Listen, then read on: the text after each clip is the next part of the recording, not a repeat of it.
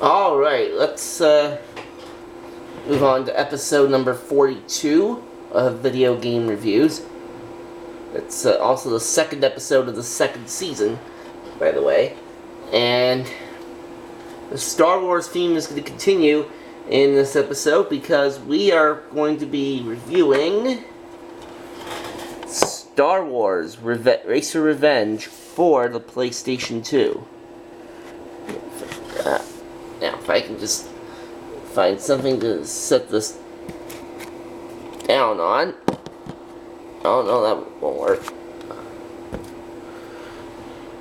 Alright. I'll have to do it this way. Alright, now this game is the sequel to Star Wars Episode 1 Racer, which had been released in at least 3 years prior to this game's release, because this game came out in 2002. And the story for this game takes place 8 years after the Phantom Menace, where Sebulba wants revenge on Anakin Skywalker. Now, in Star Wars Episode 1, you could keep racing even if you crashed your pod. You cannot do that in Star Wars Racer Revenge. Yeah, in this game, once your pod crashes, then that's it. You're just out of the race entirely. Now, game modes. There are 3 of them. There is single play, which allows you to race in one of 3 different ways. There's single event, practice, and time trial.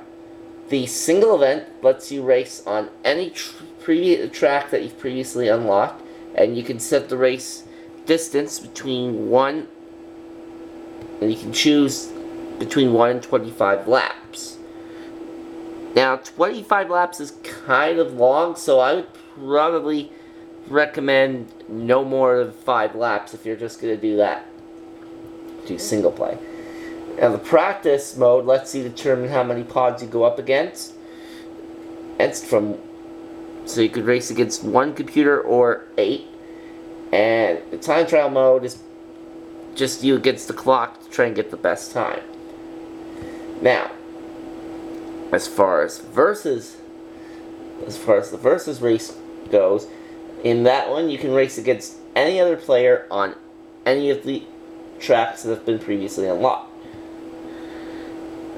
There is also tournament mode, and in this mode you race across 13 tracks trying to get first place while destroying as many of the rival pods as you possibly can.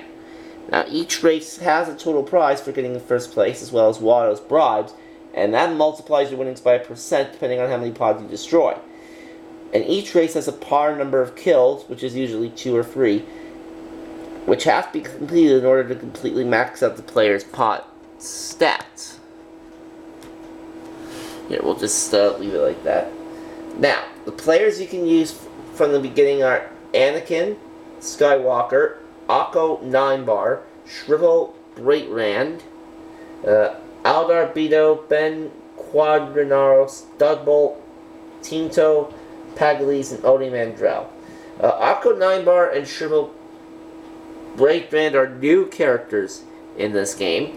The ones you can unlock are Clegg Holdfast, Gasgano, Bahamut 1, Sandej, and Mars Guo, as well as Sebulba.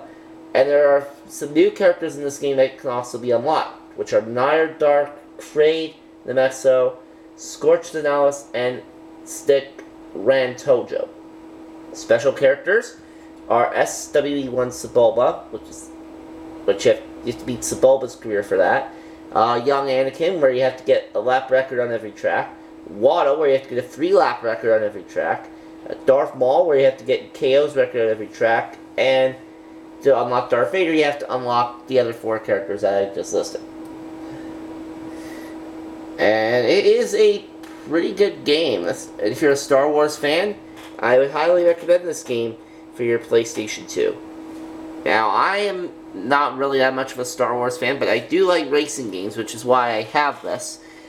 Anyways, that is going to be it for this episode. Thank you very much for watching, and we will see you all again next time.